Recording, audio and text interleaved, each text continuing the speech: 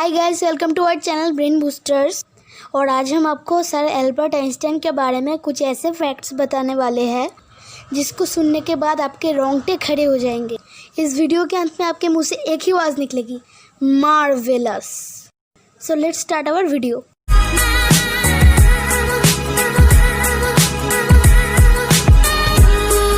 जिस इंसान ने आज तक कोई भी गलती नहीं की है, उस इंसान ने आज तक कुछ नया करने का ट्राई नहीं किया है। ऐसा ही कुछ मानते थे दुनिया के सबसे महान साइंटिस्ट एल्बर्ट आइंस्टाइन।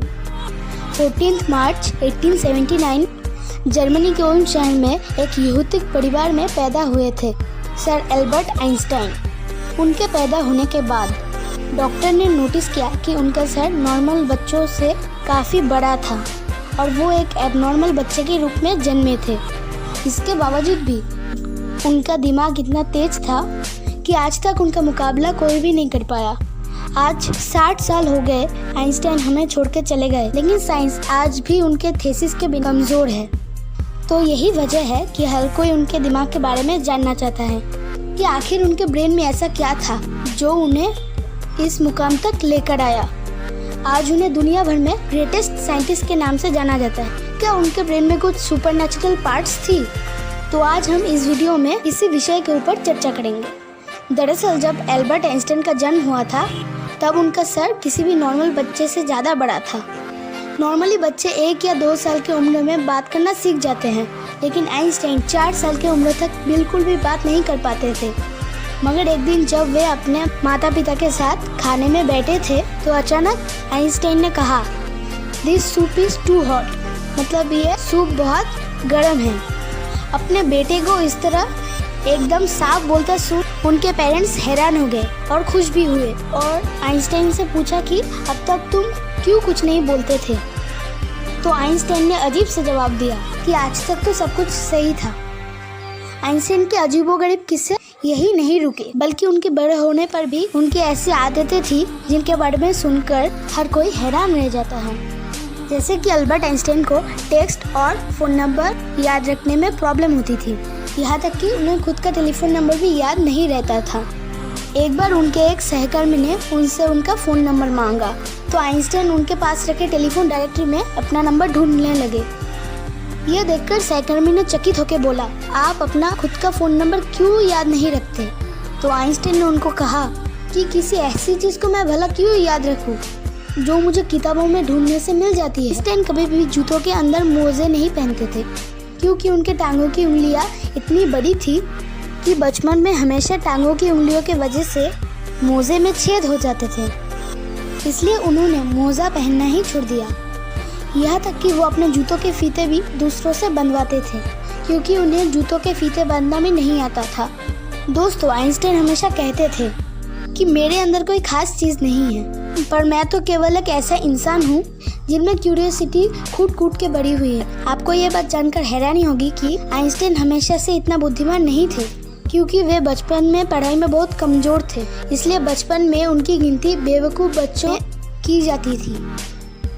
उनकी कुछ हरकतों के वजह से उन्हें कुछ लोगों ने तो शारीरिक रूप से विकलांग कहना भी शुरू कर दिया था। खास करके आइंस्टाइन के टीचर भी उनको पसंद नहीं करते थे क्योंकि वे सिर्फ साइंस और मैथ के अलावा हर सब्जेक्ट में फेल होते थे और बचपन से ही आइंस्टाइन किताबी ज्ञान में कोई रुचि नहीं थी।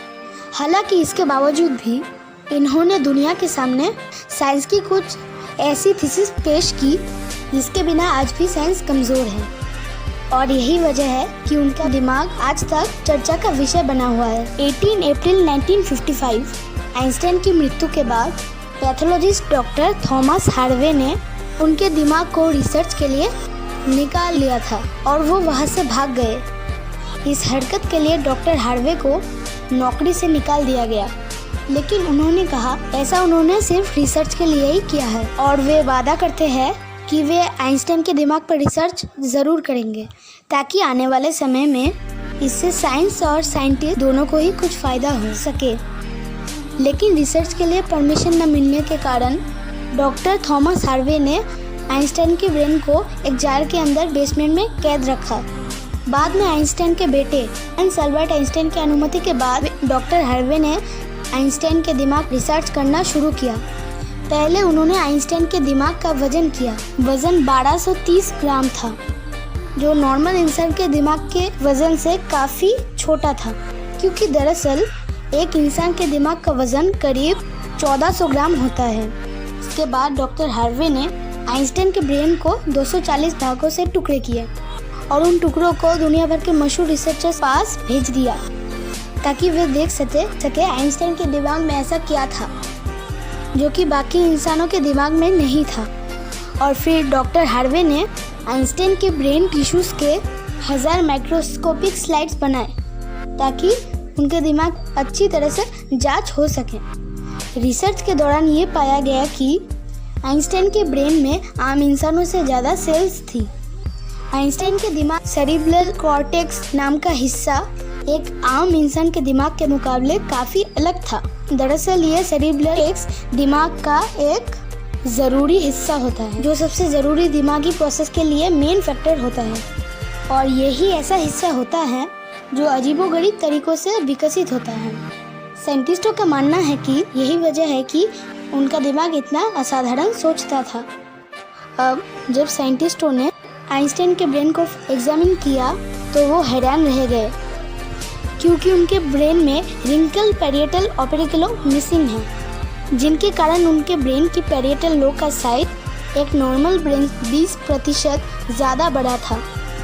साइंटिस्टों का कहना है कि यही वजह है कि आइंस्टाइन की मैथमेटिकल स्किल और चीज़ों को इमेजिन करने की पावर नॉर्मल ब्रेन से ज़्यादा थी, और उनके दिमाग में न्यूरॉन्स की डेंसिटी 17% ज़्यादा थी, जिस वजह से आइंस्टाइन को ज़्यादा ब्रेन पार्ट मिलती थी। साइंटिस्ट के मुताबिक इसी की वजह से आइंस्टाइन का कंसंट्रेशन और दूरदर्शिता औरों से कई गुना ज़्यादा था। साइंटिस्ट कहते हैं कि आइंस्टाइन के ब्रेन में ज़्यादा फोल्ड थी, जो उनकी इंटेलिजेंस का और एक कारण था।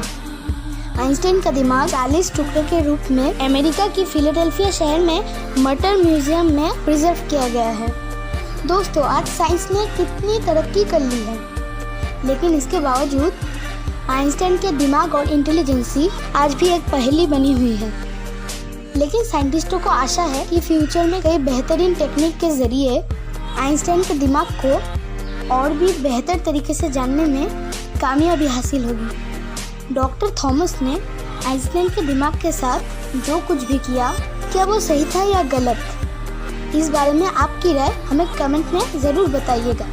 दोस्तों, आज के लिए बस इतना ही। आशा करते हैं कि आप लोगों को ये वीडियो पसंद आया होगा। तो फिर मिलेंगे अगले वीडियो में ऐसे ही किसी मज़ेदार विषय के साथ। अगर आप ऐसे और मज़ेदार वीडियो देखना चाहते हैं तो हमारे इस चैनल को सब्सक्राइब कर बेल आइकन ऑन कर दे, ताकि जब भी कोई नया वीडियो आए आपके मोबाइल में नोटिफिकेशन पहुंच जाए।